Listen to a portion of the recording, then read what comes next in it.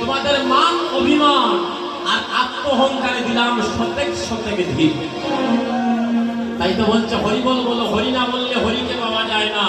এই জগতে যতদিন পর্যন্ত তোমার যৌবন আছে ততদিন পর্যন্ত তোমার বল। এটা যৌবন চলে গেলে যখন বৃদ্ধকাল আসবে, এই যে আমার বাবার মতো যারা আছেন, যারা এই মুহূর্তে আসরে বসে আছে, বাবা যৌবনের শক্তি আছে নি? বা যৌবন কালে যে শক্তি আছে এটা আসেনি? এটা একদিন আমারও হবে, যদি আমার ততদিন পর্যন্ত বেঁচে থাকি আমার একদিন এরকম আসবে। আজকে আমার কণ্ঠে জোর আছে, অনেকেই আমার কীর্তন শোনার জন্য দাঁড়িয়ে দাঁড়িয়ে শুনতেছে। একদিন সময় আসবে কীর্তন শোনার মানুষ কেউ ডাকবে না, সেদিন আমার কীর্তন আমি গাইতে হবে, আর ওই কীর্তন গাইয়া গাইয়া বউয়ের বাড়ি সেদিন গিয়ে দাঁড়াতে হবে। তাই ভক্তগণ যা করিতেছ, হ্যাঁ যা করিতেছ মন সকলে তোমারও লাগবে। তাই আজকে এই নাম মাহাত্ম্যের মধ্যে আমরা মহাপ্রভুকে নিয়ে আমরা একটু আলোচনা করব।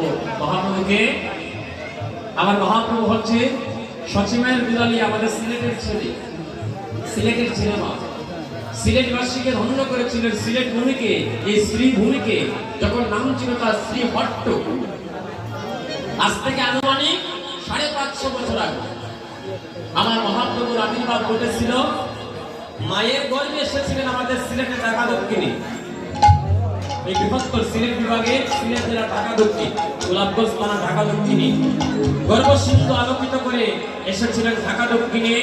আর আবির্ভূত মানে ভূমিষ্ঠ হয়েছিলেন নবদ্বীপে, ভারতের নবদ্বীপে উদয়গিরি নামক স্থানে শনিবার দিন রাত্র আনুমানিক 7 ঘটিকার সময় নক্ষত্র ফাল্গুনী তিথিতে হৃদয় গৌর হরিবল বলে উদয় হয়েছে। সে গৌরকে আনতে গিয়ে কত কষ্টই না করেছিলেন আমাদের সুনামগঞ্জের ছেলে, কে জানে? সুনামগঞ্জের ছেলে যার শিশুকালে নাম ছিল কমলাক্ষ, যিনি পঞ্চতত্ত্বের এক তত্ত্ব, পঞ্চতত্ত্বের ঠিক ডান দিকে সাপ দাড়িওয়ালা একজন আছেন গুরুসাই, নাম তার অদ্বৈত প্রভু। শিশুকালে নাম ছিল তার কমলাক্ষ। কথাগুলো যদি মন দিয়ে শোনেন জীবনে কাজে লাগবে। গান করবো কম, কথা বলবো বেশি। আর যদি হয় গান শুনতা, আপনারা যদি কথা বেশি হয় তালে পাল, আপনারা যারা তাল দিবা ওলাখান আমিও পাল দিব। সময় আমার 12টা আর আছে 90 মিনিট। আপনাদের কৃপা হয় ধীরে সুস্থে সুন্দর করে শাস্ত্র কথাগুলো তুলে ধরবো। আর যদি না শোনোই 12টা বাজে শেষ। কালকে পূর্ণা কীর্তনটা এই 1টা পর্যন্ত, 10টা থেকে 1টার ভিতরে শেষ করতে হবে পূর্ণা। নিয়ম 12টার ভিতরে, কিন্তু 1 ঘন্টা একটু বাড়াই দিলাম। 1টা পূর্ণা কীর্তন শেষ, আপনার একটা বান্ডিল দিবা, আমি দেখবি বাড়ি। কিন্তু আপনারা এগুলো লাভ হইল গীতা, আমি তো নয় পয়সার বিনিময়ে আইছি, আপনারা তো নিঃস্বার্থ এসেছেন। আর ওই নিঃস্বার্থ ভক্তিটা নিয়ে যদি কৃষ্ণ কথা শ্রবণ করে, কৃষ্ণ নাম সাধন করে যদি বাড়িতে যেতে পারে, আপনাদের মানব যেমন ধন্য হয়ে যাবে। জানে আমার মহাপ্রভু আসার আগে সুনামগঞ্জ জেলার তাহিরপুর থানার পন্তীর্থ নাম শুনছেন কি? আমরা বলি ফোনাতীর্থ নয়, এটা পন্তীর্থ। ফোন করেছিলেন কে? অদ্বৈত প্রভু ফোন করেছিলেন ওনার মাকে গঙ্গা স্নান করাবে। চৈত্র মাসে যে বারুণী তিথি হয় না, ওই বারুণী তিথির দিন। সংক্ষেপে কথাগুলো বলেই আমি চলে যাচ্ছি। অদ্বৈত প্রভু মা নামাদেবী, পিতা হচ্ছেন কুবেরাচার্য। নামাদেবী বৃদ্ধকালে অসুস্থ। অদ্বৈত প্রভু মহাপ্রভুকে নামিয়ে সাধন ভোজন করতে করতে মা বৃদ্ধ হয়ে গেছে। এবার মা এসে, মায়ের কাছে যখন অদ্বৈত প্রভু এসেছে, আসার পরে মা বলছেন, বাবারে বৃদ্ধকালে গঙ্গা স্নান করতে যেতে হয় বিভিন্ন তীর্থে, কিন্তু আমার ভাগ্যে তো হলো না বাবা, আমার ভাগ্য হলো না। অদ্বৈত বলেছিলেন, মা আমার নাম যদি অদ্বৈত হয়, ওই জাদুকাটা নদীর মধ্যে পৃথিবীর সমস্ত হুঙ্কারের দলে এই মুহূর্তে আবির্ভূত হবে। বন করে হুঙ্কার করে ডাক দিয়েছিলেন, কোথায় আছো হে গঙ্গা যমুনা কাবেরী সরস্বতী? পৃথিবীর সমস্ত কুণ্ড, শ্যামকুণ্ড, রাধাকুণ্ড, গিরি, গোবর্ধন সব কুণ্ডের জলে সেই মুহূর্তে আবির্ভূত হও। অদ্বৈত হুঙ্কারে দেখবেন যারা পার্বতী নদীতে গঙ্গা স্নানে গেছেন, প্রথমে জল থাকে না বাবা, নদীর মধ্যে হাঁটু জল থাকে, আর যখন তিথিটা শুরু হয়ে যায় তখন দেখা যায় সাঁতার জল পার নেমে আসতেছে, জোয়ার নেমে আসতেছে। তার মানে কি পৃথিবীর সমস্ত কুণ্ডের জল এসে আবির্ভূত হচ্ছে।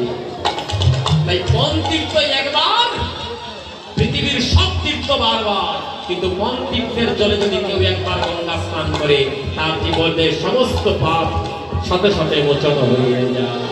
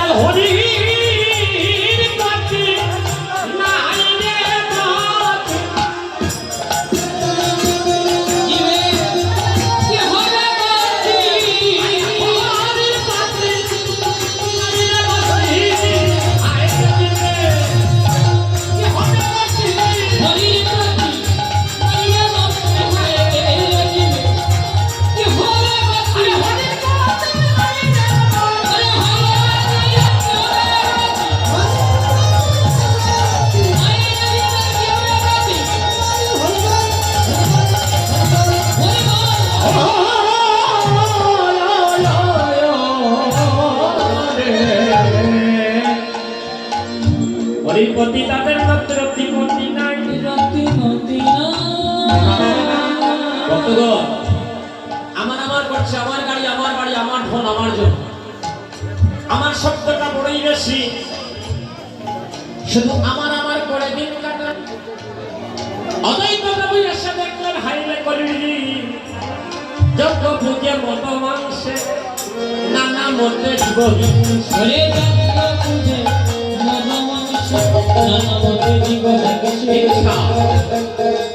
হিংসা নিন্দায় পড়ে গেছে। কেউ যদি একটু উপরে উঠতে চায় তারা নামাইতে চায়, অমুক ভালো না, তমুক ভালো না, অমুক দায়ী করে অমুক সে করতেছে, হ্যাঁ অমুক কীর্তনী ভালো না, তমুক কীর্তনী ভালো না, অমুক দাদা ভালো না, এই সমস্ত নিয়ে সবাই পড়ে আছে। ওদের দেশে বলছে পূজা পার্বণ করে মানুষ যজ্ঞ পূজার মতো মাংসে নানা মধ্যে জীব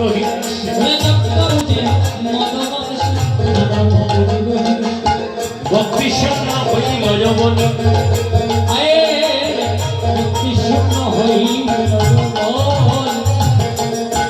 পূজা পার্বণে মদ মাংস ছাড়া চলে না। এটা বলছে সাত্বিকতা লাগবে, পূজা পার্বণ যে হবে সাত্বিকতা থাকতে হবে। ভাগবত চৈতন্য চরিতামৃত শ্রীমদ্ ভগবত গীতার সাথে মিল থাকতে হবে। ব্রাহ্মণ হতে হবে সদাচারী, যারা কীর্তন যারা পূজা পার্বণ করবে তাদের অন্তরটা থাকতে হবে সদাচারী। ভক্তি প্রেম সাত্বিকতা ভাব নিয়ে পূজা অর্চনা করতে হবে। এখন আমরা কি করি, এটা আসতেছে দুর্গা পূজা, ভক্তগণ রাজসিক পূজা এখনের দিকেই যান দাদা। দুর্গা পূজা প্রথম কে করেছে? কই রামচন্দ্র। আমি বললাম রামচন্দ্র হয়তো প্রথম দুর্গা দেবীকে আহ্বান করে নামিয়েছিলেন দেব দেবী মহিষাসুরকে বধ করার জন্য। তারপরে পৃথিবীর মুখে আমরা কালের পূজা পেয়েছি কখন? চৈত্র মাসে। হ্যাঁ, এটা হলো কালের পূজা। কিন্তু রামচন্দ্র করেছিলেন অকালে পূজা। সীতা দেবীকে হরণ করেছে, সীতাকে উদ্ধার করার জন্য মা দুর্গার শক্তির প্রয়োজন, মা দুর্গার কৃপার প্রয়োজন। তাই রামচন্দ্র মাকে দুর্গা পূজা করেছিলেন কিভাবে? এখন আমরা অনেকে জানি না যে রামচন্দ্রের দুর্গা পূজা আশ্বিন মাসে, এই যে কার্তিক মাসে আসছে, আগামী কার্তিক মাসে আগামী শুক্রবার থেকে মায়ের পূজা শুরু, ষষ্ঠী শুক্রবার। রামচন্দ্র দুর্গা পূজা করেছিলেন হনুমানকে পাঠালেন 108টা নীলকণ্ঠ ধারণ। আমার ঠাকুরদা আছে আমার অত্যন্ত আপনজন, আমার ঈদের মানুষ, আমার ঠাকুরদা। ওনার মধ্যে একটা ক্রিয়া পেয়েছি, উনি কখনোই ওনার ব্রহ্মত্বকে প্রকাশ করেন না, উনি ভক্তি নিয়ে সবসময়। তাই যে আসরে বসে আছেন, তুলায় গড়াগড়ি দিচ্ছেন, ভক্ত সঙ্গ করছেন। আমার ঠাকুরদার জন্য সবাই মিলে একটু আশীর্বাদ করবেন। হরিবল। একেই বলে সদাচারী ভাব। যারা ভক্ত সঙ্গ সাধু সঙ্গ করে তাদেরকে মহাপ্রভু উপর দিতে তাই করে হরিবল। এখন 108টা নীলকণ্ঠ যেন দুর্গা পূজা হয় না। মা দুর্গা রামচন্দ্রকে পরীক্ষা করার জন্য কি করলেন? একটা নীলকণ্ঠ লুকিয়ে রেখে দিলেন। এখন 160টা হয়, 108টা হয়। এখন রামচন্দ্র বললেন হনুমান, হনুরে পাঠালাম 108টা, তুমি আনলে 160টা, এখন মায়ের পুজো কেমন করে করি? হনুমান বলে প্রভু আমি আপনার সন্তান, আমি আপনার ভক্ত, আপনি মনে করেন আমার ভক্ত। আমি বারবার শতবার গুনে গুনে আমি 108টা নীলকণ্ঠ ফুল এনেছি। হনুরে তাহলে এখন তো ফুল কোথায় পাবো? রামচন্দ্রের নয়ন ছিল নীলবর্ণা, নীল রঙের ছিল নয়ন। বললেন ফুল যখন নাই, আমার একটা নয়ন আমি খুলে দেবো, মায়ের চরণে অনুপন করে দেবো। তাই তীর দিয়ে একটা নয়ন যখনই খুলতে যাবে, সঙ্গে সঙ্গে প্রকটিত হয়ে গেলেন দশভুজা মা দুর্গা দেবী। এটা ছিল ভক্তি।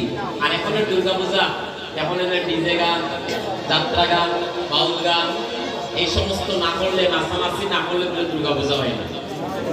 কিন্তু আমরা যারা সনাতন ধর্মে বিশ্বাসী, আমাদের মধ্যে এখন থেকে যদি আমরা সবাই মিলে এক হয়ে সাত্বিকতার দুর্গা পূজা করতাম না পারি, এদের সামনে একবারে অনিবার্য ধ্বংস নেমে আসতেছে। হরিবল। এই সমস্তকে ত্যাগ করিয়া আমরা ভক্তি সম্পূর্ণ ভাবে যেভাবে মায়ের কৃপা হয়, হ্যাঁ মায়ের চরণে যেভাবে আমরা স্থান পাই, এই দুর্গা দেবীকে, দুর্গা দেবী মহাবৈষ্ণবী, আমার গোবিন্দের লীলার সাহায্যকারিণী দুর্গা। দুর্গা পূজা না হলে কৃষ্ণ কৃপা লাভ হয় না। স্বয়ং রাধারণী দুর্গা পূজা করেছিলেন মা কাত্যায়নীর পূজা। আজকে যদি রাসলীলা করাতেন, তিনি এই কথাটা আপনারা শুনতে পারতেন। রাসলীলাতে গোবিন্দ বংশীধ্বনি করে গোপীদেরকে বাহির করে এনে লুকিয়ে গেছে। সেদিন রাধারানী আসতে আসতে রাধারানী যমুনার পারে বালুকা দ্বারা মা কাত্যায়ন মূর্তি নিজে হাতে তৈরি করে দুর্গা দেবীকে স্মরণ করেছিলেন। সেদিন মহামায়া কেটে গিয়েছিল। ভক্তগণ, দুর্গা দেবীর আরেকটা রূপ হচ্ছে মহামায়া। ওই মায়া রূপটা কেটে গিয়েছিল, কৃষ্ণকে তারা সাথে সাথে লাভ করেছিল। সবাই বলল হরিভব, রাধারানী লাভ করেছিল। তাহলে দুর্গা দেবীর মহিমার অপার নেই। এখন তো আমরা দুর্গা পূজা করে বলি, আগো যশো দেবী যশ দিও, দন দেবী দন দিও, সোন দেবী সোন দিও, হ্যাঁ দম দেও জম দেও, টাকা দাও পয়সা দাও, গাড়ি দাও বাড়ি দাও। কিন্তু কেউ কি বলি মা কৃষ্ণ ধনে ধনী করে দাও, কৃষ্ণ কৃপা দাও মা, যে কৃপাটা